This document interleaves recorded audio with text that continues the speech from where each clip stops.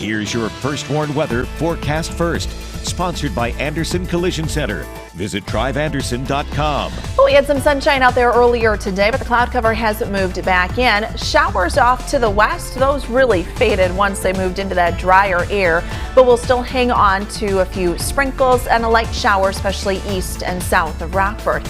Temperatures are also starting to drop back behind the front. We're now down to 80 in Rockford, 77 in Freeport, and 74 current temperature up in Monroe. As we go through the rest of this evening, we may see a sprinkle or two. Temperatures will gradually drop back through the 60s and then down into the 50s as we head through the overnight tonight. Now tomorrow and Saturday, some cooler days, but we really start to warm things up into next week. How warm it'll get coming up in the First Warn forecast a little later. A 12-hour-long standoff in Freeport comes to a peaceful end. What happened in the hours leading up to the suspect's arrest? Plus, students are headed to the farms for National Agricultural Day. How the hands-on learning experience is both educational and fun. And local paintball players prepare for an international tournament. The playing field in Winnebago getting teams ready to take on competition in Chicago. Live from WTVO 17. This is Eyewitness News at 5. Good evening, I'm Mimi Murphy. And I'm Wendell Edwards, and we thank you for being here. The man involved in a 12-hour-long standoff with Freeport police is in custody. 52-year-old Grady Clark surrendered to authorities just before 11 last night after a day of negotiations. Yesterday morning, police were called to Hosmer Apartments for a welfare check on a woman. An official met with the woman and sensed something was wrong and got her somehow to leave that apartment. She told police Clark had firearms and had threatened to kill her. Clark refused to come out and fired a rifle out of the 10th floor window. Police say he also tossed Molotov cocktails and other items from the apartment. A SWAT team and crisis negotiators were called in to assist. Clark ended up firing more rounds from his apartment around 10:30 last night before surrendering a short time later. Police searched his apartment and found a number of firearms and ammunition along with suspected MDMA.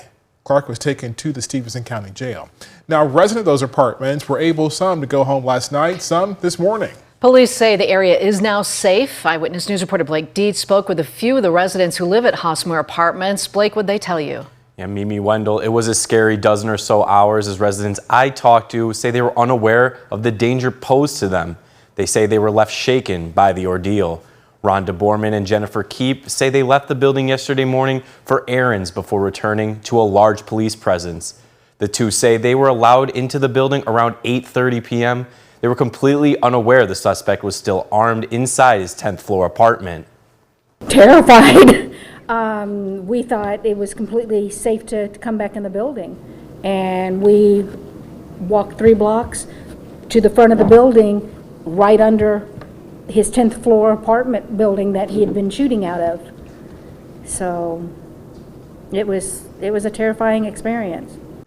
Now, Freeport Police Chief Chris Schenberger confirmed residents on lower floors of the apartment were approved to be escorted inside after the top floors had been secured by tactical officers. Wendell. Thank you very much, Blake. Now, bringing the classroom to the farm. That is what Extension Illinois is doing for National Agricultural Day. Organizers are hoping to give students some hands-on experience. 130 students in Ogle and Carroll counties attended the event at the Ogle County Fairgrounds. The goal is to show the impact of agricultural science. This is through a variety of activities like insect identification games, soil analysis, sheep shearing, and more. Those in charge say this experience can really be eye-opening for the students. I don't think the kids realize all the work that goes into agriculture and also just where their food does come from. So many kids nowadays, it just magically appears at the grocery store. So this is really an opportunity to see some of the behind the scenes. Where does it all start? This event spans over 2 days, going until tomorrow afternoon. A local paintball organization is hoping to shoot their way to a championship in an upcoming tournament. Wildside Paintball is sending 3 teams to Chicago this month to compete against players from all over the world. Digital reporter Jim Haggerty spent some time at Wildside Paintball today. He got in on some of the action as those teams prepare for the big event. It takes patience, skill, and the ability to think on your feet to compete in a paintball tournament. Nobody knows that better than the 30 players from Wildside Paintball who are getting ready for the Windy City Major in Chicago. Last year we took third. We podiumed last year too in a higher division, but this year we hope to do a little bit better. Players are taking the next week to practice on a field that's laid out exactly how it will be set up in Chicago. It's close to home, obviously, so we have to show up. We have to bring a lot of guys out. We have to put in the work to play well. The key to being competitive at paintball is to stay behind your bunker and always keep your gun up. Yeah, so it's a single hit elimination. So the second you're hit with a paintball, that yellow paint sprays on you and a ref will call you out. Whether that's your team shooting you or the other team shooting you, it doesn't matter. Teams that come out on top in Chicago can come home with big prizes. You can win anything from like entry to the next World Cup event to cash prizes in the tens of thousands. It's kind of a game that takes you through the ages, and keeps you young. Reporting in Winnebago for your home team, I'm Jim Haggerty. Do you know someone who consistently goes above and beyond to support others in the community?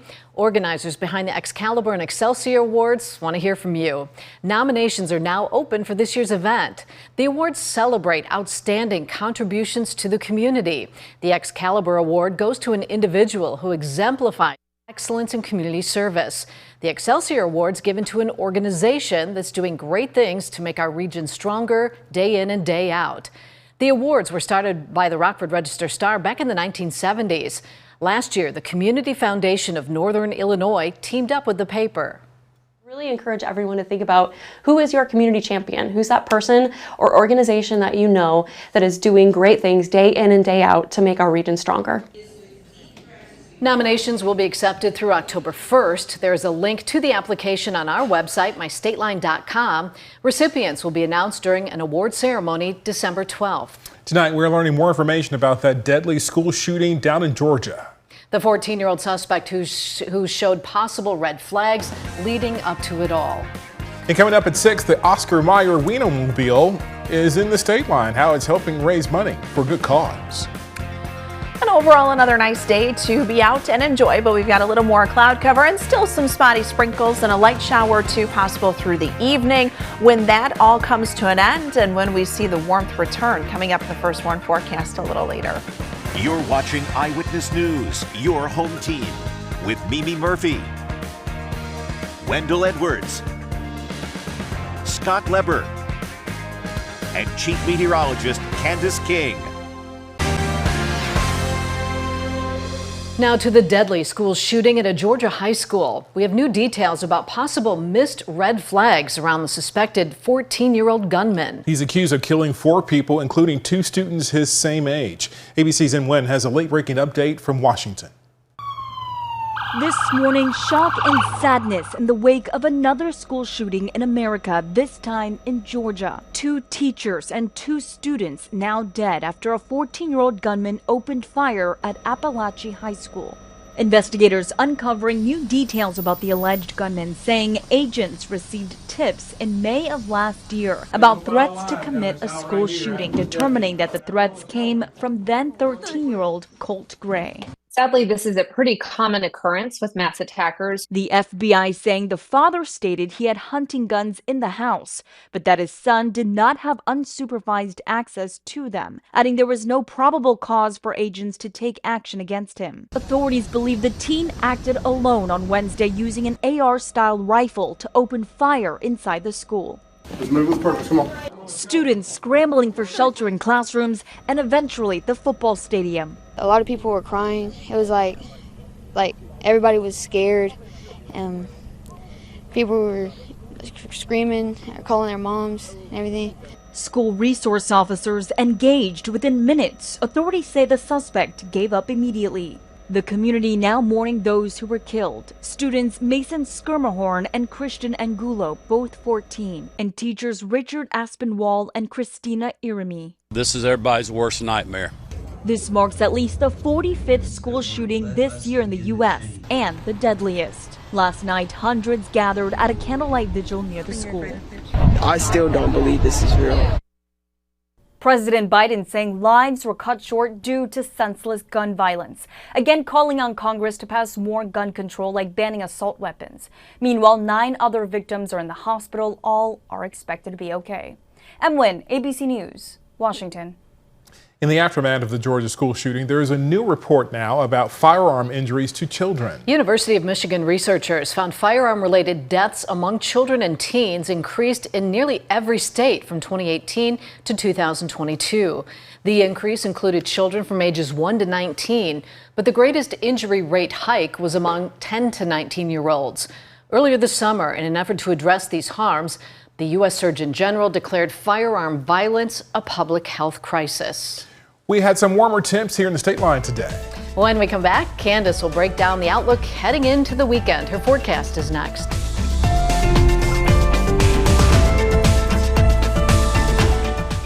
Now, your First Warn weather forecast from Chief Meteorologist Candace King. Well, our temperatures made it into the 80s. Those numbers are now dropping back as that cold front passes through. We're right at 80 in Rockford, down to 76 in Freeport, 74 in Monroe, and 80 degrees in Rochelle. You may have noticed just a little more of a humid air mass out there today compared to where we've been the last couple of days. By no means were we talking about high humidity, just a little muggy, especially when we had that sunshine. But the cloud cover has moved in with the arrival of that front. Notice how the showers, though, they really start to fade out as they encounter that dry air. We've got some sprinkles and a light shower trying to hang on as that front passes through northern Illinois, but really kind of what we see is what we get for the rest of this evening. Now there is some clearing taking place back out to the west, so this will actually turn our skies partly cloudy for a time here as we go through this evening, and we can actually see some of those breaks on our Mercedale SkyTrack camera out in Beloit. Now one thing I do want to note, behind this front and with kind of the position of our jet stream, you may also notice a little more haze and smoke in the sky here as we go through this evening. Not expecting that to be really in place for tomorrow, but more so just for this evening. So don't be surprised if you see a little more of a hazy sunset as that cold front passes through. Temperatures are going to drop back through the 50s here for us tonight, but we'll build back up some cloud cover through the afternoon tomorrow. That comes with the arrival of some sunshine. So we are going to see sun throughout at least the first half of the day, but the fact that we've got some colder air aloft kind of builds up a little more instability. So cloud cover builds up, and then whatever moisture we have in the atmosphere, we may be able to squeeze that out in the form of some spotty showers through the mid to late afternoon and evening hours. It will get a little breezy tomorrow. Winds will pick up from the northwest, gusting 20 to 25 miles per hour, and then temperatures on Friday night will drop back into the 40s for most of us. We see sunshine again. Overall, the weekend isn't looking bad. It'll just be cooler on Saturday. We've got some cloud cover for the afternoon as temperatures make it into the mid 60s. The forecast high 66 degrees. Now our record cold high for Saturday is 64, which was set back in 1949. So that's the coldest high temperature ever recorded on the 7th of September. Not quite record cold, but the chill is short-lived because we've got a big ridge of high pressure building in. So there's a big ridge of high pressure right now out to the west, and that's bringing some record heat, continued heat across parts of the west and the southwest. So that ridge begins to break down. It brings our temperatures back up near 80, if not the low 80s by the time we get into Monday. And then we're in the mid, possibly upper 80s by the time we get into Wednesday, Thursday. Now you may be thinking, okay, so we've got the warm up. What about the humidity? Does that mean it's going to get muggy again? Well, a lot of that deep Gulf moisture is going to stay blocked down to the south. It's really going to stay here along the Gulf states. So with that to our south, our dew point temperatures stay dry. So it warms efficiently, and that's why I think we make a good run here for the upper 80s into next week. And our overnight lows too, those will be somewhat comfortable, so you've got some relief at night. 74 on Sunday, 81 on Monday. Guys, we stay pretty dry even going into next week. Thank you, Candace. Scott's next with sports. The NFL season set to kick off tonight. Finally, yay, two of the league's top teams from last year will take to the field. We are waiting, and Aaron Rodgers will tell us what he expects from himself this season after that injury sidelined him all last year. Now sports with sports director Scott Lever. The NFL season's only a couple hours away. It's the real deal tonight. The Chiefs will host the Ravens in the opening game. It's a rematch of last year's AFC Championship game. The Chiefs won that one over the Ravens 17-10. It's also a rare matchup of two quarterbacks who have won a pair of MVP awards, Lamar Jackson and Patrick Mahomes. Mahomes has won 5 of his 6 head-to-head matchups with Jackson over their careers. The Chiefs at home are favored by a field goal. In Brazil, the Packers and Eagles are getting ready for their opening game tomorrow night. This is the Eagles practicing there at Corinthians Stadium today. This will be the first NFL regular season game ever played in South America. The Eagles ended last season on a major skid. Jalen Hurts is a new offensive coordinator who he hopes will help them get back on track. Very important to come out strong, to come out fast, and we're playing against a really good team. But just the opportunity in front of us, a big test, and being able to focus and lock in and play as a team.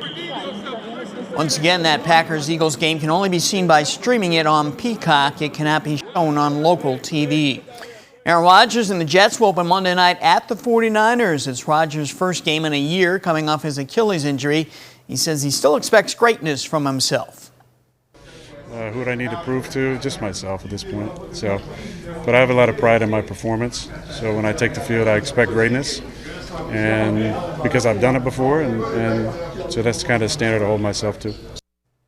We will have that Jets-49ers game Monday night right here on WTVO. Kickoff will be at 7:20. The Cubs had the night off, an extra day to savor that combined no-hitter last night against the Pirates. Shota Imanaga started it with 7 almost perfect innings. Nate Pearson and Porter Hodge finished up the no-no. Imanaga might have pitched a no-hitter all by himself, but Craig Counsell has no regrets about pulling him after 95 pitches. You're taking care of Shota. I mean, it's 100% about taking care of Shota and making sure we're doing the right thing for him. It's not fun to do, but when you're, prioritizing the player's health and making sure that, you don't know what's going to happen moving forward, and we want him to stay healthy. The Cubs will have a weekend series against the Yankees. Game 1 will be at 1:20 tomorrow afternoon. That's sports. We'll be right back. Well, for anyone hoping to get on some rain showers this afternoon, it's not really happening. Yeah, it looked like it wanted to rain. One of our weather watchers called earlier today and said, well, it looks like it's kind of evaporating before it's reaching the ground. And we had the dry air, so that didn't really help out a lot. We may still see some showers to the east of Rockford, but we are looking pretty dry here. So there hasn't been much of a change in the drought monitor from last week to this week. But with temperatures warming up next week, a little concerned the fact that we really won't see much rainfall with that. But we've got summer-like heat that does kind of return within a week's time. You still see a few spotty showers out there on the First Warn Interactive Radar that brought to us by Rockford Glass and More. Temperatures are in the mid-50s tonight, 71 with some spotty rain showers tomorrow afternoon and evening, 66 on Saturday, and then mid-upper 80s by next week. Thank you, Candace. And thanks so much for joining us. We'll see you again at 6.